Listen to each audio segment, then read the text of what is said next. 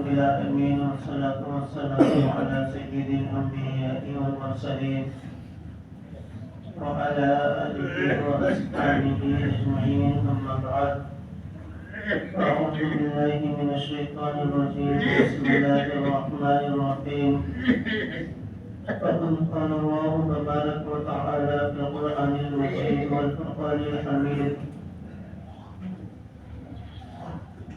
ويمكرون ويمكر الله والله خير الماكرين صدق الله العظيم وصدق رسوله النبي الكريم ونحن على ذلك لمن الشاهدين والشاكرين والحمد لله رب العالمين.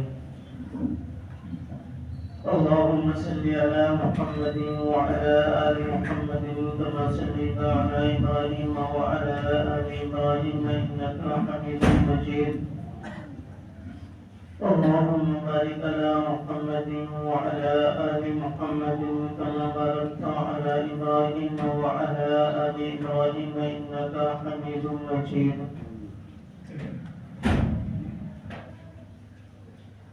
معزز اور مکرم علماء کرام اور میرے عزیز دینی بھائیوں اور بزرگوں اور معصوم بچوں، اللہ تبارک و تعالی نے ہمیں اور آپ کو یہاں پر صبح کی نماز ادا کرنے کے لیے جمع فرمایا ہے۔ یہ بڑی خوش قسمتی کی بات ہے، خوش نصیبی کی بات ہے۔ اللہ کے نبی صلی اللہ علیہ وسلم کا فرمان ہے کہ اللہ تبارک و تعالی جب کسی بندے سے خوش ہوتا ہے تو اللہ اسے اپنی عبادت کی توفیق عطا فرماتا ہے، اور اگر اللہ کسی سے ناراض ہو جائے تو اللہ اس سے اپنی عبادت کی توفیق چھین لیتا ہے۔ تو اس وجہ سے ہماری بڑی خوش قسمتی ہے کہ ہم یہاں پر نماز ادا کرنے کے لیے جمع ہوئے ہیں۔ ہمارے اور آپ کے درمیان بات دراصل یہ چل رہی ہے، کون سی بات چل رہی ہے؟ ہمارے اور آپ کے درمیان نبی پاک علیہ السلام کی سیرت کی گفتگو چل رہی ہے۔ میں اپنی علمی کے مطابق آپ حضرات تک ان باتوں کو پہنچانے کی کوشش کر رہا ہوں، اور ہم سب اس نیت اور ارادے سے ان باتوں کو سن رہے ہیں کہ اس سے ہمارے ایمان میں تازگی اور پختگی آ جائے، اور ہم سے اللہ تبارک و تعالی کے دین سے، اللہ کے نبی سے ہمیں محبت ہو جائے۔ یہی وجہ ہے اور اس کے علاوہ کوئی اور بات نہیں ہے۔ تو ظاہر سی بات ہے کہ آپ حضرات کی سمجھ میں باتیں آ رہی ہوں گی۔ مجھے تو غالب گمان یہ ہے کہ آپ حضرات باتوں کو بغور سنتے ہیں اور سمجھتے بھی ہیں، اور اپنی زندگی میں اس کا معائنہ بھی کرتے ہیں۔ غالب گمان تو میرا یہی ہے، لیکن آپ حضرات کیا کرتے ہیں وہ اس کو میں نہیں جان سکتا۔ میں اپنے گمان کے مطابق تو یہی کہہ سکتا ہوں۔ تو گزشتہ جمعہ آپ حضرات نے اگر بات سنی ہوگی تو بات کہاں پر ختم ہوئی تھی؟ گزشتہ جمعہ جو بات پوری ہوئی تھی وہ بات کہاں پر ختم ہوئی تھی اور کہاں سے میں نے وعدہ کیا تھا؟ جی یاد ہے کسی ساتھی کو؟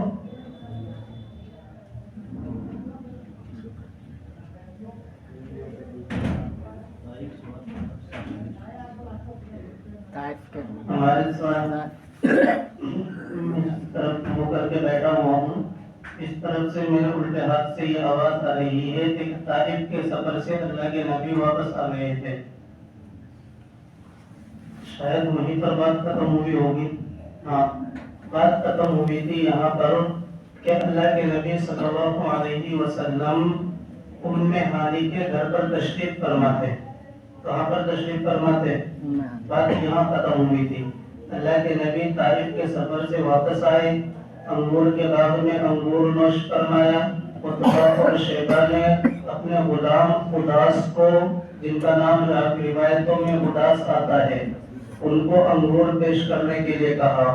پھر اللہ کے نبی وہاں سے تشریف لے گئے ام ہانی کے گھر پر، اور وہاں پر اللہ کے نبی صلی اللہ علیہ وسلم جب کچھ دیر آرام کرنے کے لیے بیٹھے، بات یہاں چل رہی تھی۔ صحیح کہہ رہا ہوں نا؟ بات یہی چل رہی تھی ماشاءاللہ۔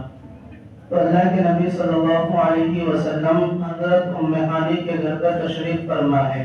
اللہ کے نبی صلی اللہ علیہ وسلم کی گفتگو شروع کرنے سے پہلے میں نے آپ حضرات کے سامنے قرآن کریم کی آیت کا ایک جز پڑھا ہے، جس کا ترجمہ یہ ہے کہ اللہ تبارک و تعالی ارشاد فرماتا ہے کہ اے لوگوں، اسلام اور مسلمان کے خلاف پوری دنیا سازشیں کر رہی ہے۔ اسلام اور مسلمانوں کے خلاف پوری دنیا سازشیں کر رہی ہے، اور اللہ تبارک و تعالی اپنے بندوں کے ساتھ میں ہے۔ اللہ تبارک و تعالی اپنے ایمان والے بندوں کے ساتھ میں ہے۔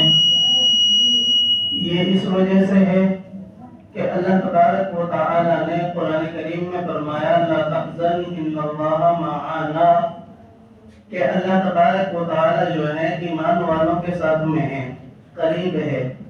تو قرآن کریم میں اللہ تبارک و تعالی کا فرمان ہے وَيَمْكُرُونَ وَيَمْكُرُ اللَّهُ وَاللَّهُ خَيْرُ الْمَاكِرِينَ، کہ یہ کفار و مشرکین مکاری کر رہے ہیں، کفار و مشرکین سازشیں کر رہے ہیں، اور وہ اللہ تبارک و تعالی کے دین کو پھیلنے سے روکنے کی مکاریاں کر رہے ہیں۔ تو اللہ تبارک و تعالی نے ارشاد فرمایا کہ اے لوگوں، اے مسلمانوں، اے ایمان والوں، تم گھبراؤ نہیں، بلکہ اللہ تبارک و تعالی تمہارے ساتھ حسن تدبیر کر رہا ہے۔ یہ کفار و مشرکین مکاری کر رہے ہیں، اس کے خلاف اللہ تبارک و تعالی تمہارے ساتھ حسن تدبیر کر رہا ہے۔ اور وہ حسن تدبیر کیا ہے؟ جس کی مثالیں ہزاروں نہیں لاکھوں کی مل جائیں گی۔ اللہ تبارک و تعالی نے مسلمانوں کے ساتھ میں حسن تدبیر ایسے کیا ہے کہ اللہ تبارک و تعالی نے 313 کو ہزاروں پر غلبہ عطا فرمایا ہے۔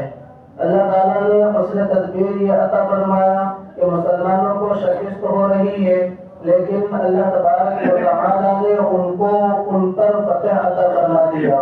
اللہ تبارک و تعالیٰ کی حسن تدبیر کیا ہے کہ اللہ تبارک و تعالیٰ نے 60 کو 60,000 پر غلبہ عطا فرما دیا۔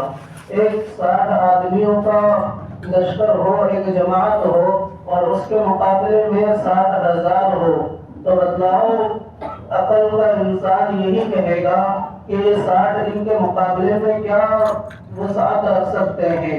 لیکن اللہ تبارک و تعالی نے ان 60 کو 60,000 پر فضیلت دی ہے اور ان کو فتح عطا فرمایا ہے۔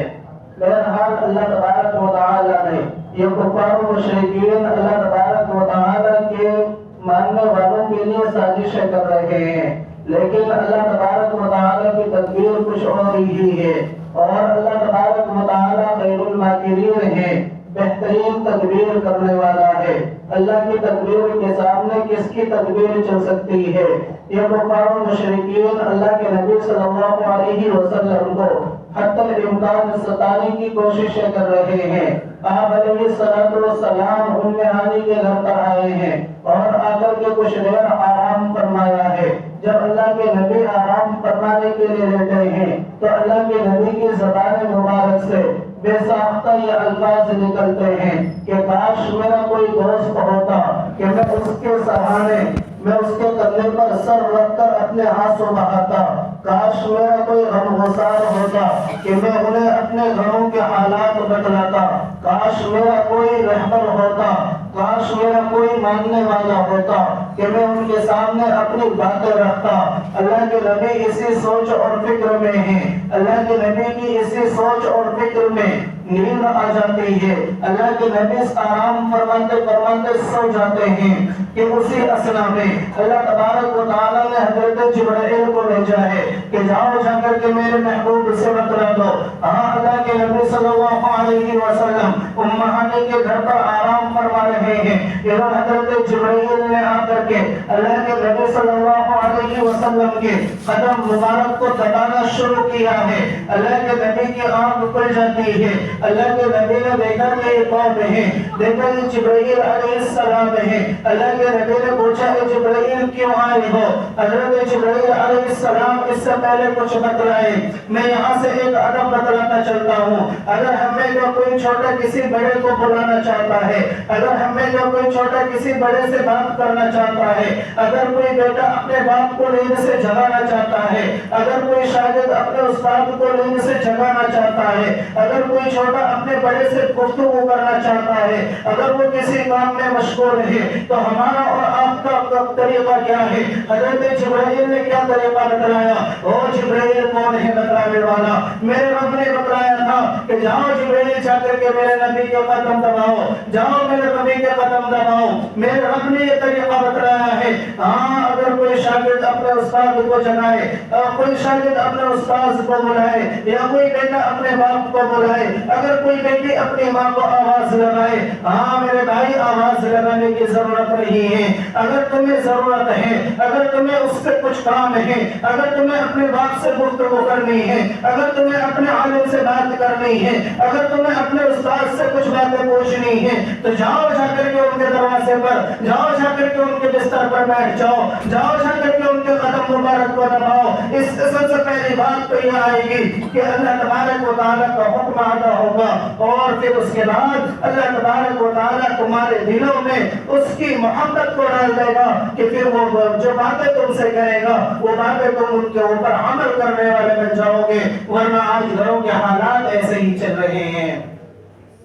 آپ بتائیں اللہ کے نبی صلی اللہ علیہ وسلم کی خدمت میں حضرت جبرائیل علیہ السلام آئے ہیں، اللہ کے نبی کے قدم مبارک کو آرام سے دبا رہے ہیں۔ حضرت نبی پاک علیہ السلام کی آنکھ کھل جاتی ہے، اللہ کے نبی جب نیند سے بیدار ہوتے ہیں، حضرت جبرائیل سے پوچھتے ہیں کہ جبرائیل کیسے آنا ہوا؟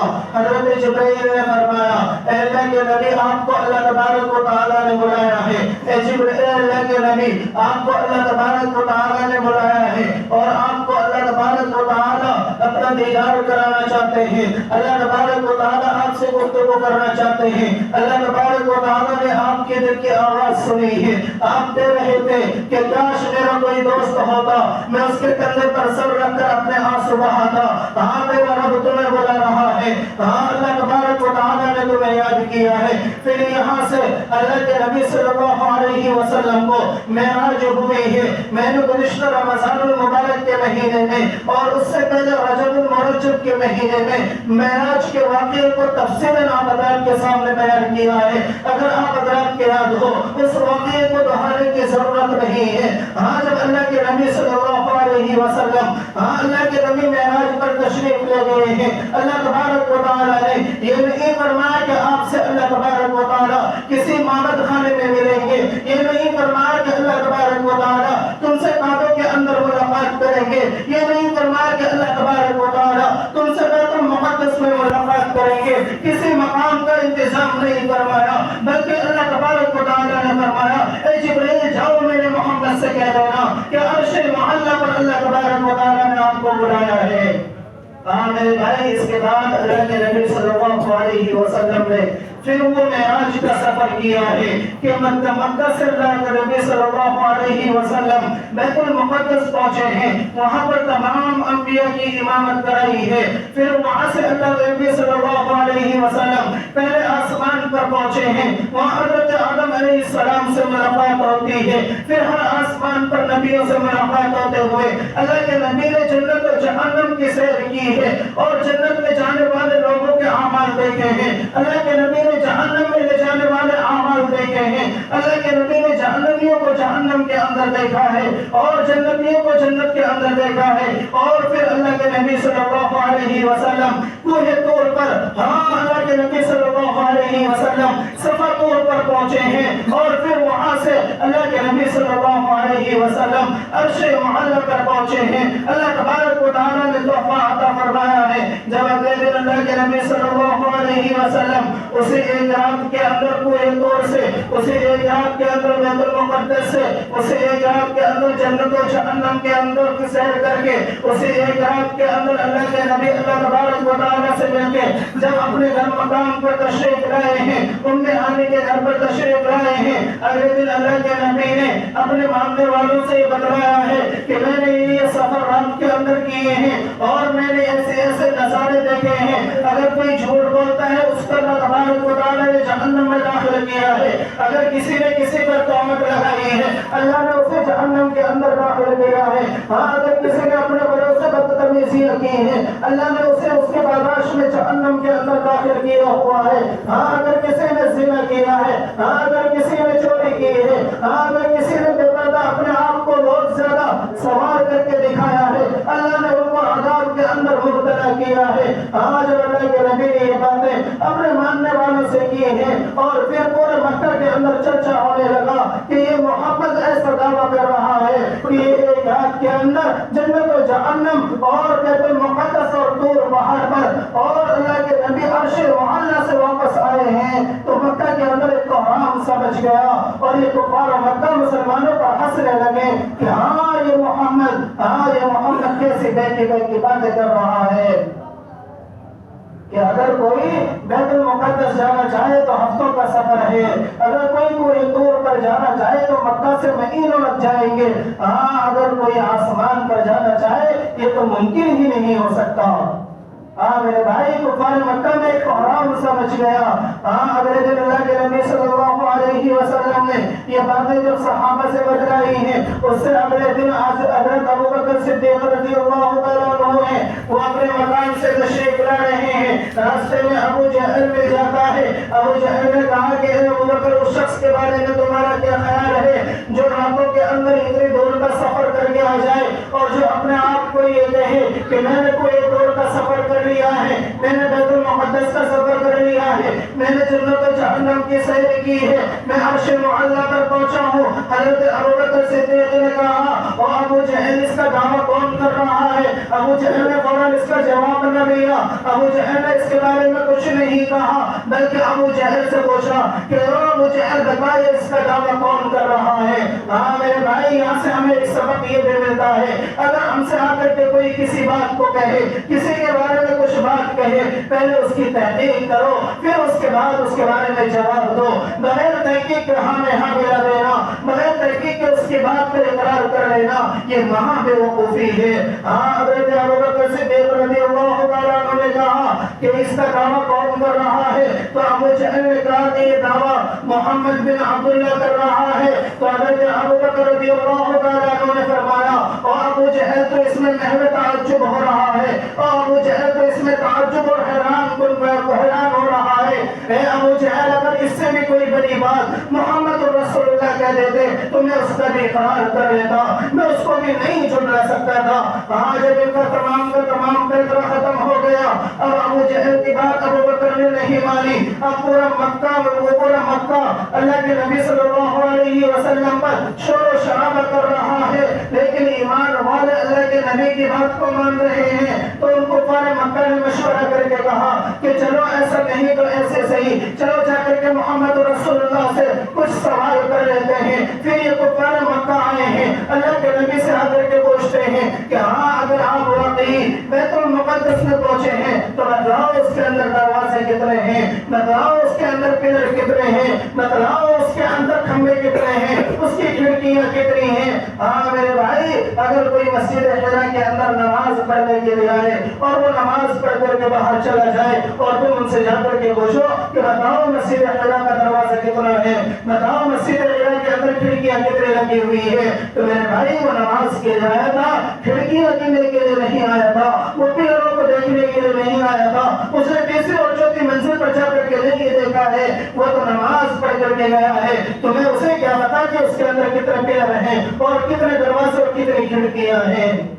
میرے بھائی اللہ کے نبی صلی اللہ علیہ وسلم کے پاس میں آئے اور آ کر کے اللہ کے نبی سے سوال فرمایا، اللہ کے نبی اگر آپ واقعی بیت المقدس کے اندر گئے ہیں تو بتاؤ اس کے اندر کتنے کتنے پلر ہیں؟ بتاؤ اس کے اندر کتنے دروازے ہیں؟ ہاں اللہ کے نبی صلی اللہ علیہ وسلم نے خاموشی اختیار فرمائی ہے. پھر اللہ تبارک و تعالیٰ نے اللہ کے نبی کی جگہ سے لے کر بیت المقدس تک کے تمام پردوں کو اللہ تبارک و تعالیٰ نے غائب کر دیا ہے اور بیت المقدس کو اللہ کے نبی کے سامنے کر دیا اور اللہ کے نبی سے فرمایا اے اللہ کے نبی، اے میرے محبوب، آپ ان کے سوالوں کا جواب دیتے چلے جائیے. وہ سوال کرتے گئے، اللہ کے نبی جواب دیتے گئے. ان کے جواب ملنے کے بعد میں ہونا تو یہ چاہیے تھا کہ وہ ایمان کے اندر داخل ہو جاتے، لیکن وہ وہاں سے یہ کہتے ہوئے گئے کہ محمد رسول اللہ یہ تمام کے تمام جادو کے ذریعے سے بتلا رہے ہیں. میرے بھائی، یہ تمام کے تمام کفار مکہ وہاں سے لوٹ جاتے ہیں. ہاں، مدینے کے اندر محمد رسول اللہ کا رہنا دوبر ہو رہا ہے. اللہ کے نبی صلی اللہ علیہ وسلم کی عادت شریفہ ہے کہ ہاں اگر کوئی باہر سے قافلہ آتا ہے اللہ کے نبی انہیں ایمان کی دعوت دیتے ہیں، لیکن کوئی ایمان میں داخل نہیں ہوتا. اس کی سب سے بڑی وجہ یہ ہے کہ اللہ کے نبی انہیں ایمان کی باتیں بتلاتے ہیں، اللہ کے نبی انہیں اللہ تبارک و تعالیٰ کی وحدانیت بتلاتے ہیں. ابو لہب پیچھے سے پتھر مارتا ہے، ابو جہل پیچھے سے شور مچاتا ہے، اور لوگوں اس کی باتیں نہ ماننا، اور لوگوں اس کی باتیں نہ ماننا، یہ تو جادوگر ہے، اور لوگوں اس کی باتیں نہ ماننا، یہ تو مجنون اور دیوانہ ہے، اور لوگوں اس کی باتیں نہ ماننا، یہ تمہارے باپ داداؤں کے دین سے تمہیں ہٹانا چاہتے ہیں. اس لیے اللہ کے نبی کی کوئی بات نہ مانتا اور قافلہ واپس چلا جاتا تھا. ہاں میرے بھائی، اسی کے بعد میں چند سالوں کے بعد میں مدینے کے اندر تو کنبے اور خاندان ہوا کرتے ہیں. ایک کا نام اوس اور دوسرے کا نام خزرج ہے. یہ ماننے کے اعتبار سے اللہ تبارک و تعالیٰ کو نہیں مانتے، یہ بتوں کی پوجا کرتے ہیں. یہ اللہ تبارک و تعالیٰ کو نہیں مانتے، یہ آنکھ کی پوجا کرتے ہیں. انہیں کے بالمقابل میں اقلیت کے اعتبار سے مدینے کے اندر یہودی رہتے ہیں. آئے دن ان کا آپس میں مقابلہ ہوتا ہے، اوس و خزرج آپس میں ایک ساتھ مل جاتے ہیں اور یہودی تنہائی کا مقابلہ کرتے ہیں. لیکن وہ اقلیت ہونے کی وجہ سے اوس و خزرج سے مقابلہ کر نہیں پاتے، تو وہ ان سے کہتے ہیں کہ اگر تم ہم سے جیت جاتے ہو تو کیا ہوا، ہمارے درمیان ایک شخص آنے والا ہے جو نبی آخر الزمان ہوگا اور وہ ہمارے ساتھ میں آئے گا اور پھر ہم ان کے ساتھ مل کر تم سے مقابلہ کریں گے اور پھر تم پر ہماری حکومت ہوگی. اوس و خزرج کے لوگ بھی اسی سال مکہ المکرمہ آتے ہیں، مدینے سے نکل کر مکہ المکرمہ آتے ہیں اور وہاں حج کے ارادے سے آتے ہیں. اللہ کے نبی نے وہاں جا کر کے انہیں ایمان کی دعوت دی ہے. اللہ کے نبی کا جب چہرہ اوس و خزرج نے دیکھا ہے، اللہ کے نبی کی جب گفتگو اوس و خزرج نے سنی ہے، اللہ کے نبی کی جب باتیں اوس و خزرج کے کانوں میں پڑی ہیں، تو وہاں کے سرداروں نے کہا ہے، اوس و خزرج کے سرداروں نے کہا ہے کہ وہ لوگوں تم کیا کہتے ہو اس شخص کے بارے میں؟ ہمیں معلوم ہوتا ہے کہ یہ یہودی جو ہمیں دھمکی دیتے ہیں، ہمیں ایسا محسوس ہوتا ہے کہ یہ وہی شخص ہے جس کی یہودی ہمیں دھمکی دے رہے ہیں.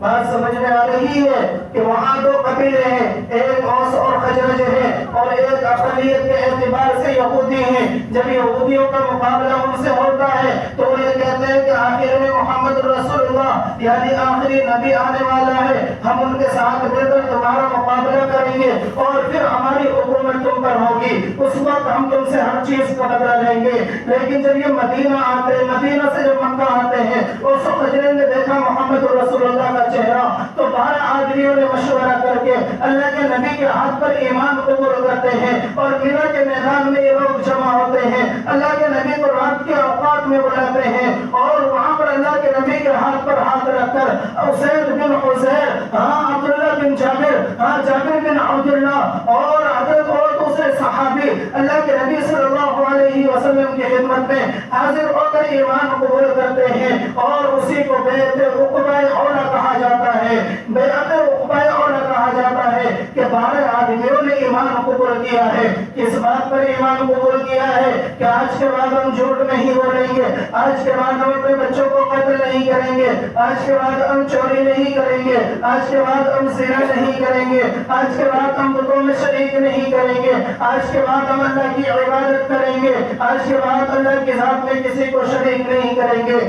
جب وہ قافلہ وہاں سے جانے لگا، اللہ کے نبی نے 2 صحابی، ایک حضرت عبداللہ ابن مکتوم کو اور دوسرے صحابی مصعب بن عمیر کو ان لوگوں کے ساتھ میں کر دیا کہ جاؤ جا کر کے مدینے میں اللہ تبارک و تعالیٰ کی دی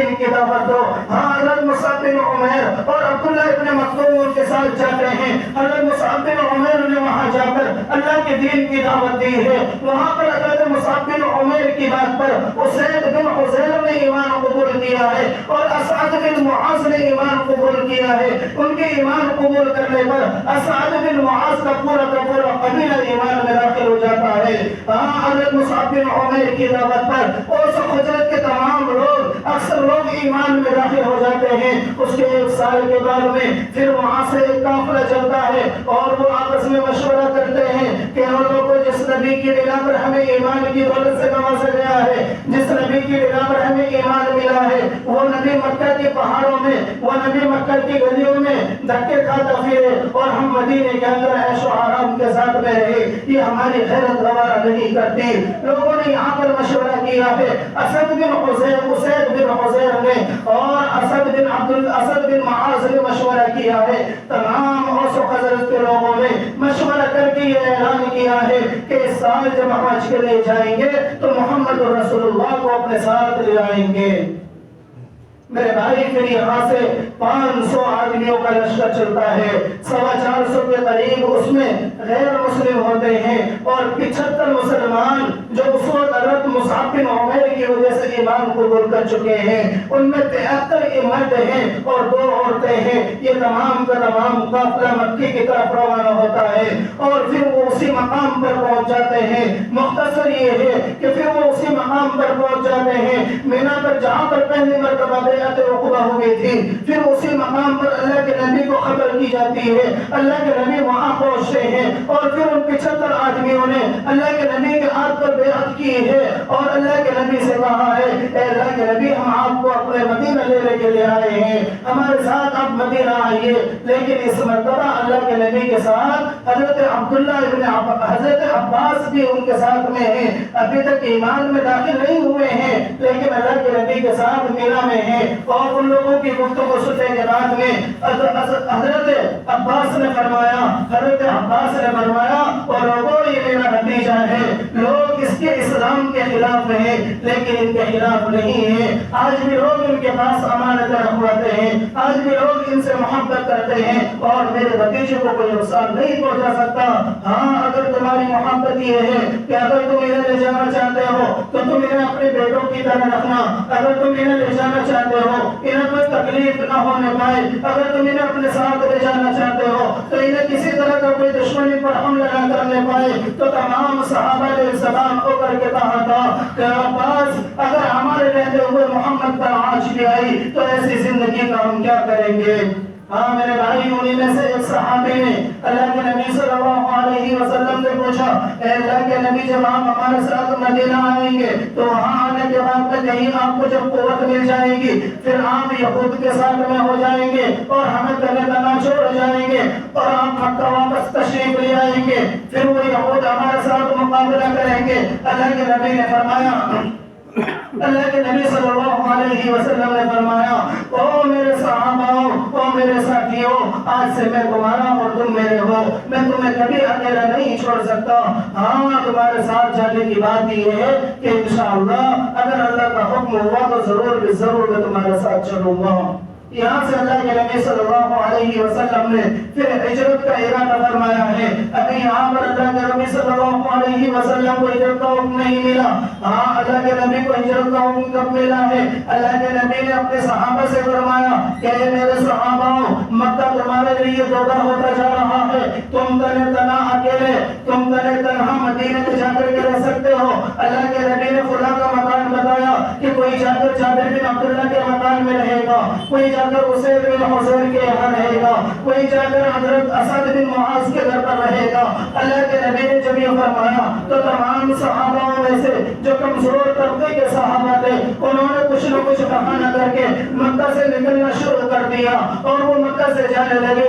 صرف ایک صحابی ایسے ہیں جنہوں نے اعلان کو ہجرت کی ہے اور وہ صحابی حضرت عمر بن خطاب ہیں. انہوں نے تلوار ہاتھ میں لے کر کے کہا ہے کہ ہاں میں مکہ سے اس لیے جا رہا ہوں کہ یہ میرے نبی کا حکم ہے, یہ میرے اللہ کا حکم اور میرے نبی کا مشورہ ہے, ورنہ حضرت عمر تمہارے ڈر کی وجہ سے نہیں جا رہا ہے بلکہ حضرت عمر نبی کے مشورے سے جا رہا ہے. اگر کسی نے مجھے روکنے کی کوشش کی، پھر ان کا بچہ اگر یتیم ہو جائے تو مجھ سے نہ کہنا، اس کی بیوی اگر بیوہ ہو جائے تو مجھ سے نہ کہنا۔ حضرت عمر نے تنہا اکیلے تمام مکہ والوں کے سامنے ہجرت کی ہے۔ اب یہاں پر اللہ کے نبی اور حضرت علی اور حضرت ابوبکر صدیق رضی اللہ تعالیٰ عنہ کے علاوہ کوئی مسلمان نہیں رہتا، یا گنے چنے جو اپنے ایمانوں کو اخفا کیے ہوئے ہیں وہ لوگ رہ جاتے ہیں۔ اللہ کے نبی صلی اللہ علیہ وسلم کے بارے میں پھر ان لوگوں نے مشورہ کیا ہے دار الندوہ کے اندر، اور کفار و مشرکین نے جو مشورہ کیا ہے اس مشورے کے بعد میں کیا طے ہو پایا ہے میرے بھائی، اس انشاءاللہ اس کے بعد آج جو آپ کے سامنے بیان کیا جائے گا۔ دعا کریں کہ اللہ تبارک و تعالی ہمیں اور آپ کو اور تمام مسلمانوں کو ان باتوں پر عمل کی توفیق نصیب فرمائے۔ وآخر دعوانا الحمدللہ۔